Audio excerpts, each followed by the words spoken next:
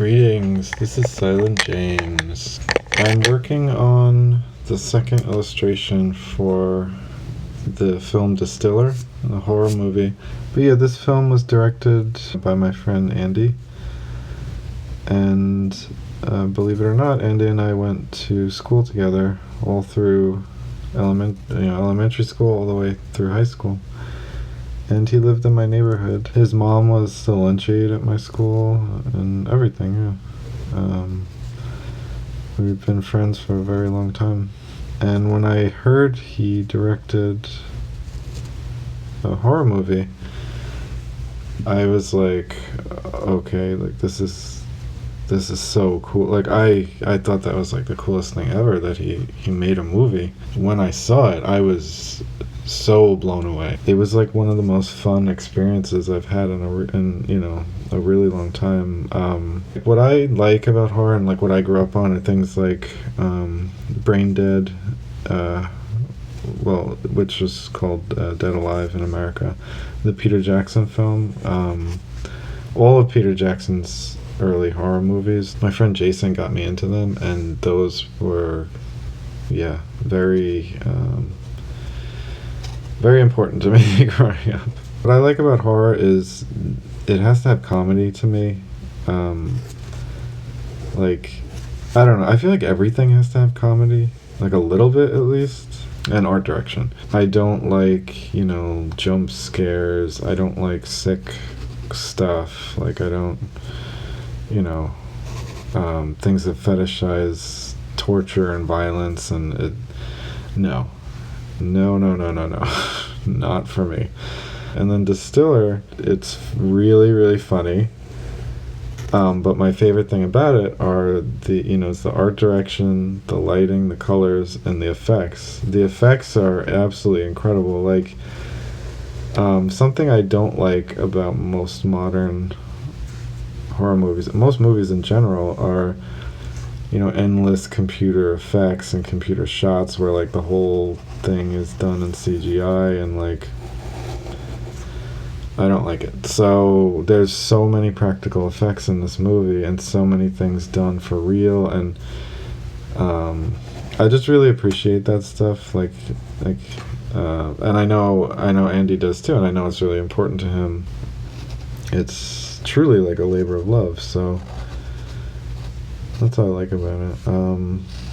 But yeah, I don't know if any of you have seen like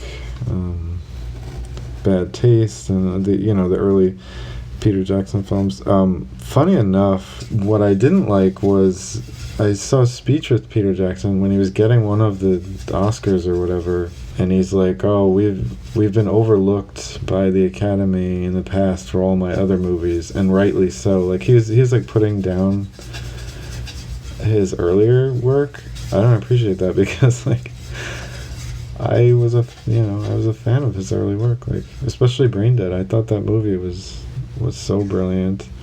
What's the fun of having watercolor if you're not gonna do color bleeding effects? I'll talk a little bit about Argento, actually. I didn't see any Argento movies until I was much older, until honestly only a few years ago. So I saw Suspiria first, and the first 5 minutes of Suspiria, I was like, okay, I know I'm gonna like this. Like, just all the colors, the music, and the other thing I didn't even talk about, something else that I love about horror movies, is when they are a mystery. And to me, good mystery is definitely a little bit of a lost art form in this day and age. I think everything is so formulaic and predictable that to see a good mystery, to me, that's a very rewarding experience. And that is how I would describe every Argento movie. Every Argento movie is really just a good mystery. The Bird with the Silver Plumage, is that the first one? That one I really liked. Four Flies on Grey Velvet, to me, is one of my favorites of his. It was so shocking to me, like, because at first you're just kind of like, whatever, but then you get to the end, and oh my gosh, that That is a very insane ending. So the inside of the mouth, I'm gonna do like a maroon color. I love that insult. What a maroon. Yeah, I like the mystery aspect of Profondo Rosso. And then the music by Goblin, I read that they did that soundtrack very quickly. Love their music, but especially in Suspiria. That the music in Suspiria is that there's so many scenes that are basically just all about the music. Speaking of Profondo Rosso, we'll do a deep red here. What were the other ones? Tenebrae, if I'm pronouncing that right, I hope. That was cool, and that had the guy who I only knew him from The Last Dragon, not The Last Dragon, Enter the Dragon, the Bruce Lee movie. John Saxton, and he was in that, and that was hilarious seeing him in that. Oh, he was in another movie called Hands of Steel from the 80s. My friend E. Steven recommended it to me, and that movie is, if you like bad movies, like if bad movies like make you crack up, that to me is the best bad movie of all time. Because there were a few, what was the one, Opera? That was good. And that had Nicola Pecorini as the camera operator. And he's a one-eyed cameraman who did Fear and Loathing in Las Vegas. That's where I know him from. Phenomena? That was the one with Jennifer Connelly. And then Inferno, which I love Inferno. I love Inferno so much. That's one I don't really hear many people talking about. And the concept of being in a house that you know something evil is going on in, it reminded me of the book Dracula, which I read when I was in college. What is really creepy to me and what I love about Dracula is that Jonathan Harker realizes that he's in danger, but he also realizes he has to keep playing this game with Dracula. He has to keep acting like nothing's wrong, because I think I'm going to make actually the tongue darker than this and keep the gums this light color. Anyway, so he knows he's in danger, but he can't do anything, and that to me is real horror. Like, that is like psychological. I really appreciate that. Yeah, the film that Nosferatu, that's really good. And then even Bram Stoker's Dracula I like. But my favorite of all those type of movies that deal with Dracula is actually Shadow of the Vampire. Not only is it funny, but it also has that creepiness that I said, where they know the creature is a creature, they know they're in danger, they know it's evil, but the director, Murnau, wants to get his movie made, and he needs this creepy, he needs this creepy guy to make his movie. So in Interview with the Vampire, that I love that movie, and I have a pretty cool story about that. My mom and I went on a vacation in New Orleans. So weird that she had never seen that movie, because she loves all the people in it. She loves Antonio Banderas. She liked Brad Pitt back then and all that stuff. So yeah, I'm trying to be conscious of having the figure stand out against the background, and he's going to be all dark, so I don't want to make it dark around him. And we were in New Orleans when we watched it. That was the point of my story.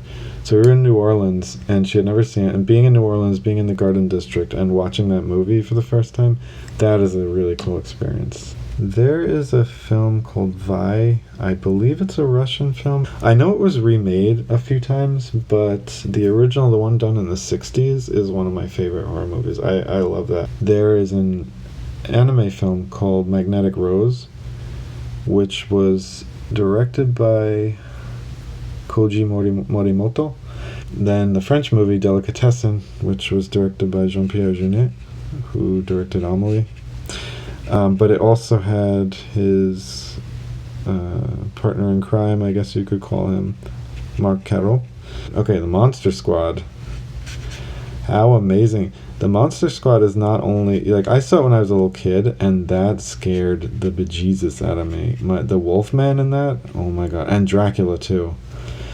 They don't chintz out on the horror. It's not like, oh, because it's has a bunch of kids in it, we'll do a little bit of horror, but not too much. But no, the horror, the effects, everything. The Monster Squad is one of the best movies of all time, in my opinion.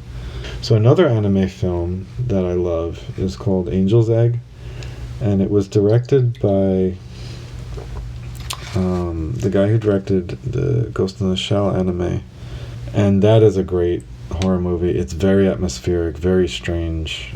So Brand Upon the Brain, Guy Maddin's movie. All his work to me is really good, but that has a lot of heart, and it's I love the mood about it. I think it's wonderful. So also Idle Hands. So that is a comedy. It's very silly, but it has a lot of really cool effects and some really good jokes. And Jessica Alba's in it. My favorite moment of hers is she does this amazing dance in the movie towards the end at the school dance, and that to me was like my whole life. I love to go dancing. People don't realize that about me, but I love to go dancing, and that is my dance sensei. Where have we gone in this conversation? Jesus. Get Out is a masterpiece. That is a wonderful horror movie. Rosemary's Baby, of course. That's another case of what I was talking about with Dracula and stuff, where you know something's wrong, something's off, and yet, no one believes you, or you can't, you're afraid they're going to come after you, so you have to play along. One of the funniest quotes I've heard in my life was the creator of Invader Zim, Jonah Vasquez. He posted a photo from Rosemary's Baby, and he wrote on it, the first telltale sign something was off in Rosemary's Baby is when her husband didn't like her haircut. John dies at the end. Have any of you seen that? That is a very special movie to me. Barton Fink is another one of my favorite.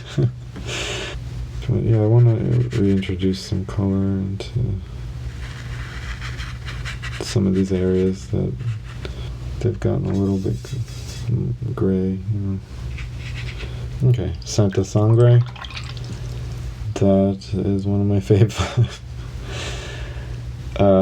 That movie is perfect in every way. The music, the storyline, all the crazy outfits, and just everything about it. I love it. One that I love that I can't believe I haven't even talked about it. The Secret Adventures of Tom Thumb, because it was stop motion with clay, but also with people. I haven't even mentioned David Lynch. I like some of his stuff a lot, and I don't like some of his stuff a lot. So, like, I love Mulholland Drive, but a lot of Twin Peaks I'm not crazy about. I know that's blasphemous to say, but